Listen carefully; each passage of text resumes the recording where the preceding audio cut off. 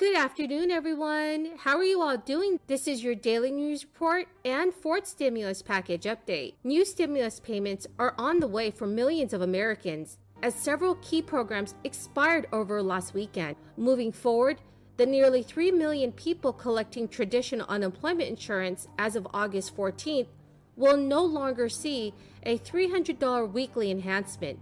Some 5.5 million people drawing from unemployment assistance, which supports those not traditionally eligible for aid, including freelancers and gig workers, will lose jobless benefits altogether. A third program, Emergency Unemployment Compensation, will no longer support the long-term unemployed who've exhausted their state's benefit window, which is generally 26 weeks but varies by state. Roughly 4 million Americans were collecting emergency unemployment compensation as of mid-August.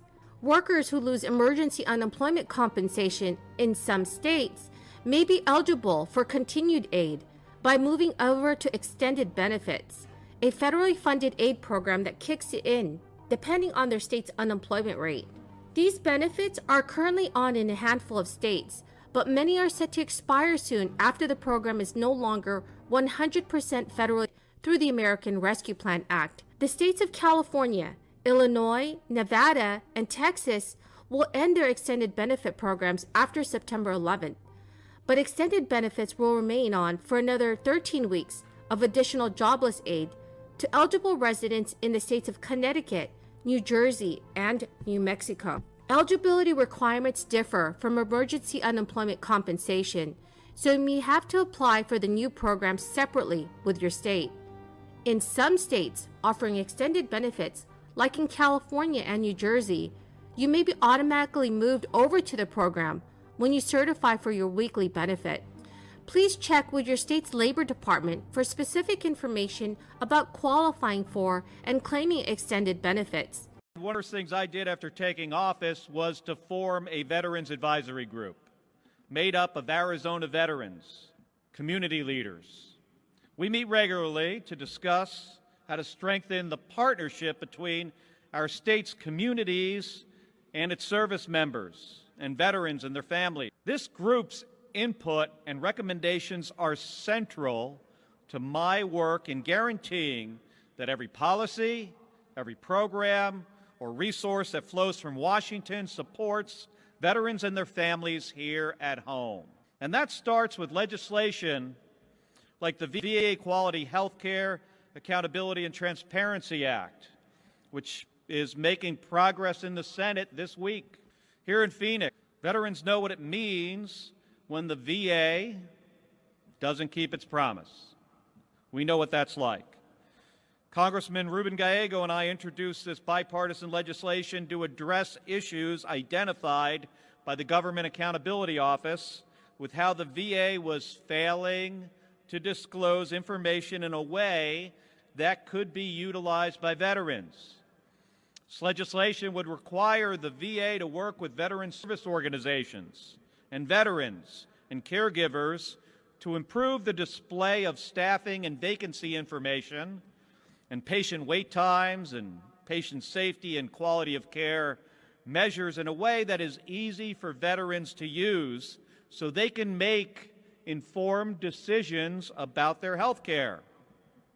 It would also require the VA to annually audit the data that is released to the public to ensure that it is both accurate and complete. That means improving transparency and giving veterans and veteran service organizations like yours the tools to better help veterans get the care that they need and the care that they've earned. And I'm glad to say that just a few weeks ago it advanced unanimously out of the Senate Veterans Affairs. Together with my Senate colleagues, I'm working on cutting through red tape to make sure that our veterans get the care they need without unnecessary delays or... The Biden administration previously called on states to use emergency funds to provide additional benefits to millions of Americans across the country who are still out of work.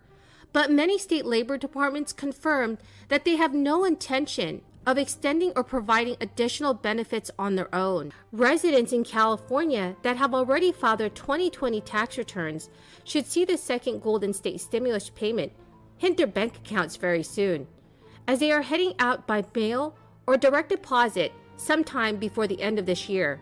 The range of these payments is between $500 and $1,000, which will come as a boost for many Californians.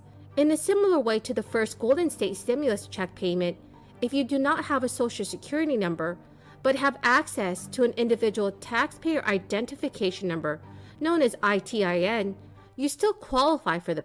With the second check, one key difference is that the adjusted gross income has risen from $30,000 to $75,000, which means that more Californians are eligible, as some people who qualified for the first check will also be able to claim for the second payment. Everyone, the keyword for this video is. Please make sure to comment below this keyword and also like this video to enter next Friday's Walmart gift card giveaway. Thank you so much, everyone. As officials work to project the long-term impact of this crisis, one group is calling on Congress to issue a fourth round of stimulus checks just for older Americans. Nonpartisan advocacy group, the Senior Citizens League, is warning that the cost of goods and services is rising for people with fixed incomes, months before next year's federal cost of living bump. Government economic experts estimated recent increases in inflation mean the cost of living adjustment for 2022 will approach 6%, a whopping jump from the 1.3% COLA awarded for this year. Officials said in an email that went out last week to seniors prompted more than 100 replies. Mary Johnson, a Social Security and Medicare policy analyst with the group, had told CNBC News, adding that many of those who replied described having to ration food and medicine. It was an immediate response of support for the idea. New projections also paint a grim picture for the solvency Social Security and Medicare.